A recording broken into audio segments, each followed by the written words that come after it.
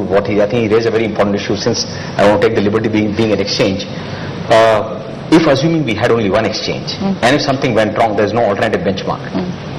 If there are two exchanges and there are two prices, at least there is an alternative feedback that is going to the regulator to say at least in one price is wrong, and so you get into it.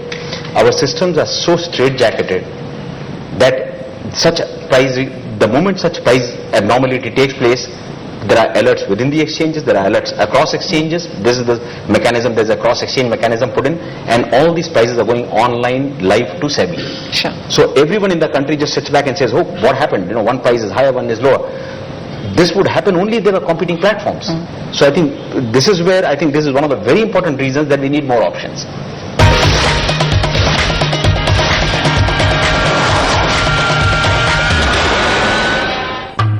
You being an exchange, and as he rightly pointed out, that 5 people need to sit. Maybe you need to have that kind of a, membership, or maybe that kind of a participation when this kind of a report comes out.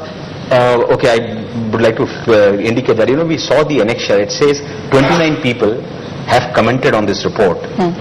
A report which is going to have implication on a 1.2 trillion market.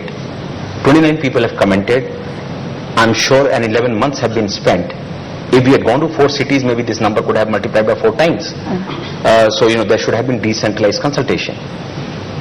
There are many ways that we can reach. There could have been subgroups formed. There could have been a subgroup of companies, subgroup of brokers, subgroup of other stakeholders to comment on these issues, and then all the suggestions could have been assimilated. Every entity, there are single-digit number, or there are 3 or 4. There's no entity which has double-digit number in the consultation process. Now, assuming nothing was done and this recommendation had to come through a secondary market research, then there are enough models available to us, even if we don't want to ape a global model. But if those models are good, you tinker it India specific, but at least get this out. We ruled out, maybe 7 or 10 years back, there was an idea of central listing authority. We could have gone past and created a central listing authority. We decided against it. Today we are saying that this is an option, we can redo that, and if you get the listing out, if you get the surveillance out, what are you left with? Then you are left with a telecom company. Everything is done. There is no debate taking place here. And these models have been done. We can, gold plate it. We can make them very India specific, and we are there. So now today we are having so much of debate to say, why has the committee not looked at those models? Why is the report silent on those models? And why have we only done introspection of looking at an India specific model, which has so many other drawbacks of not permitting competition, creating, anti-growth, anti-competitive environment. So I think it leaves more questions unanswered than answers the questions. Would you want to comment on that, Mr.? After bringing about corporatization and demutualization and inviting investors, and today if you say that it is not a corporate body and it should not run on profitable lines, I think that is not very correct. Then those who came and invested, what will happen to them if they are eliminated today, saying that you are not a public sector banker or institution and you don't have net worth of 1,000 crores? Where is the exit route for such investors? It is only 3-4 years ago that this demutualization and all that was brought about. So it doesn't bring about any competition, no exit route for the investors who came forward. And if this is profitable, running on profitable lines is a bad thing, then of course the business, then corporatization should not take place, it should not have taken place. On the committee, I think the point that both of them made is very important. Any committee needs to be a participation and an active participation of stakeholders. What then happens is, and with great respect, if that doesn't happen in a report, what you will see is a report which is the shape that it has taken today. Therefore, I think one needs to be mindful and one needs to make sure that any report or any recommendation is after taking due consultation of major stakeholders, because I think they are active, they are part of this. So I think that is necessary. Secondly, if you look at NTPC and the power grid and all of them in terms of listing, now I think what Joseph rightly said, and most of them are saying on this panel, I think exchanges are akin to what infrastructure is to this country. I think we need to understand that. The point he made about the figure is so relevant, because if you're talking about revenue, you're talking about in terms of volumes, that is what exchanges are. So why would you treat them differently from the way you would treat infrastructure?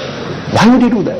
And therefore I think one needs to have some sort of degree of similarity, at the same time looking at them as a distinct. And I think that's a larger issue.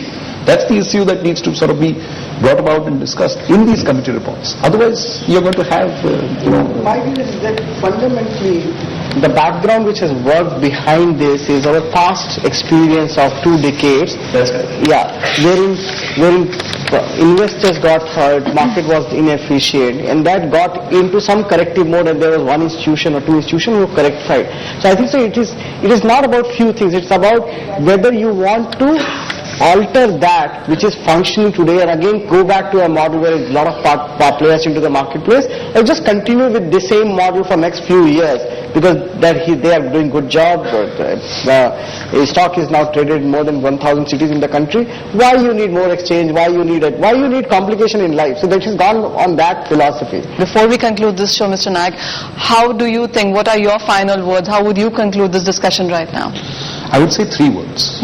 Competition, good competition, entrepreneurship, corporatization. That's your mantra. Mr. Desai, how would you conclude this? What are your important points that you are taking away from here, and how would you want to recommend on this recommendation now? Well, as I have said, the report itself is pretty worthless. But it's a first step. It is the first step in an argument which will begin now. And we should wait for the end of the argument. We should organize an argument throughout the country. Mr. Massey, your final. I would suggest that this is a good discussion paper to begin with. It has identified a host of issues.